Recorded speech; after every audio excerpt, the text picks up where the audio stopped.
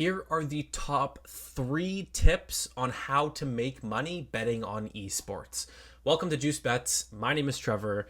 Today we're talking about the gaming industry, esports, something that most of us have no idea about. We don't know who these players are, who these teams are, what's happened this season, no idea. But as plus EV bettors, it doesn't matter. We're following the data, the math, and the odds, right? So this is going to be a fun video. We're going to be talking about 3 specific tips on building out these DFS or parlays. So on PrizePicks, underdog, and parlay play, how we're building out these profitable slips that keep making us money. As you can see in our VIP Discord, we've been cashing slips like crazy. We had a great July, up over $2,800.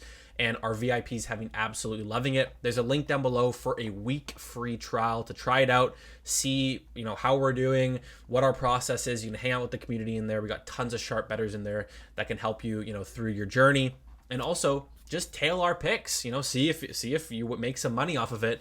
And after that, if you do enjoy it, it's just $1 a day. So check out that link, free trial there. Also, like and subscribe if you haven't already. But yeah, this is going to be a fun video. These are just top 3 tips on how to be profitable when you're building out these slips on esports. And it's very specific to esports. So you'll definitely learn something from this video. Okay, let's get into it. First and foremost, I need to give a shout out to both OddsJam and DG Fantasy for being the 2 platforms that we use at Juice Bets to find these plus EV opportunities, right? OddsJam makes it super easy with their fantasy optimizer here. As you can see, it points out the bets that are profitable by comparing lines across all the sharpest sports books in the world. So have to give a shout out to OddsJam and DG Fantasy. We'll also include links down below to try them out for free as well. See if you enjoy the actual process of finding these bets like I do. If you don't, you can just tail the picks in the VIP Discord as well. But yeah, so we're going to be looking at OddsJam Fantasy Optimizer for all of these tips here, and this is what I mainly use. Now, the first tip here is to place these bets right after the lines drop. Now, obviously, most people might understand why this is so important, but I'll lay it out for you as simple as I can. When the lines are released, there are the most discrepancies between sports books, right? And at the end of the day, that's what we're looking for. We're looking for mispriced lines or differences across 2 sports books so we can find opportunities to take, the under if the line is too high or the over if the line is too low. So let's look at an example here of what I mean, right? If we look at this Carpe, I don't know how you pronounce his name here, on Valorant, a video game, right? So on Underdog, we're looking at Underdog Fantasy here. His line is priced, and for his first 2 maps for his kills total, he has 27, right? That's what it's priced on Underdog. But if you look over on the right here, you can see that on PrizePicks and Parlay Play, he's actually priced at 25. So that means that Underdog is pricing him 2 kills higher than these 2 other books are doing. And so obviously you have 2 options. You can take the under of 27 on Underdog or the over of 25 on PrizePicks or Parlay Play. And so this spread, the 2 kill difference, is pretty decent, right? I mean, it's a decent spread. It's nothing crazy, and that's why when lines drop, when they are first released, the spread between the 2 it's by far the biggest at that moment, right? And for a couple minutes afterwards. So the first tip is to make sure that you're finding out or you're getting notified when these lines are dropping so you can jump on opportunities where, for instance, when this line first dropped, Carpe could have easily been at 29 on Underdog and 24 on PrizePicks, right? And so if you jump on that opportunity when the spread is the biggest, you have, the biggest chance to be profitable because you're catching these sports books at a disadvantage when the lines aren't accurate, right? And so you might be asking yourself, okay, well, how am I going to know when these lines are being dropped? Well, obviously you can check the optimizer and try to just time it and, and see if you can get it be online when the lines drop. The best way is to join the VIP Discord. We're going to be adding a bot in there that will ping everyone when the lines drop. And so that means when they drop, you can either come on here and place all your bets yourself, or just be notified and be ready for us to send you our bets, because we're always ready and waiting for when the lines drop, and that's when the majority of our volume gets sent out to our VIPs, right? So that's the first tip. You can find the most value when the lines are released. Second tip here is middling, right? So when these lines are released and there's a big spread between two different sports books, like on Carpe here, 27 and 25, when the spread is nice and big, there's a large opportunity for you to middle the slip. And that means you take the under on the higher number, the over on the lower number on the two different sports books, and you're hoping that he's going to land in between. And so that gives you an opportunity to win both of the bets. So win that leg on underdog and win that leg on PrizePicks, right? And it's really important to understand that the middle opportunity is the biggest when the lines are released. And you need to understand how quickly you have to actually place this and which sports books are bumping the quickest, right? And so the main tip within this tip inception here, underdog by far bumps the fastest. So what I would always recommend, and the main tip here, is if you're going to be middling, if you're going to be taking both sides, place your underdog bet first and then go to PrizePicks, because underdog bumps first. And so that means that if this one comes out at 29 and this one's at 24, it's going to be bumped to 27 within 20 seconds. You need to get that in immediately. And then once that's in, then you go and you build out your PrizePicks slip. And while you're doing that, the underdog will bump, right? So it's super important to make sure that when you're middling, you're actually getting both bets in. So make sure you're doing the underdog one first. All right, third and final tip here is to correlate your slips as much as possible. Now, when lines drop and there's tons of value on the board and you're just trying to get these slips in before they bump, you might not have time to correlate them, right? And that's totally fine.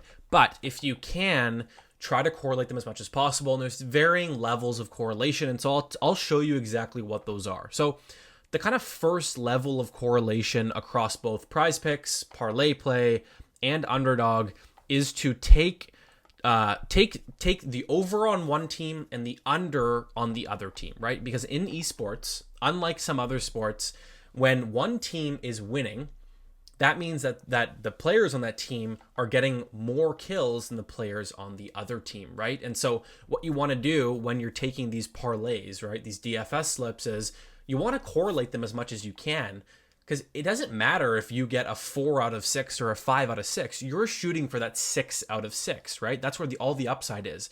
So you need everything to go right for you to get that 6 out of 6. So you might as well make it so if everything goes right, you're set up in a perfect opportunity to capture that value. So as an example here, we have DK against T1, right? This is a matchup on PrizePicks right now.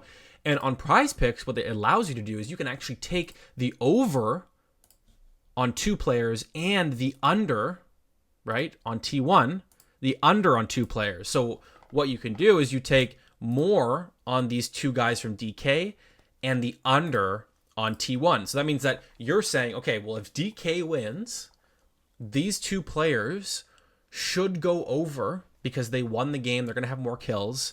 And that means that T1, they lost, so they'll probably go under, right? Obviously, there's other things to take into account. Like number one, the maps 1 to 3 kills. That means that, DK could win map 1, but then T1 wins map 2. And so it kind of, it doesn't work as well that way. Ideally, it's on, maps 1 or maps 1 and 2. But for this example, we'll use it for maps 1 to 3. So correlating this way.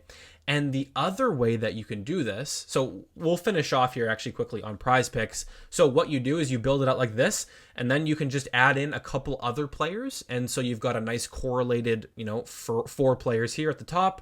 And then if you wanted, what you could do, you could take these Go players. So this guy, you take the Go over, and they're playing VITB, and you take this guy under, right? And so everything's correlated nicely here.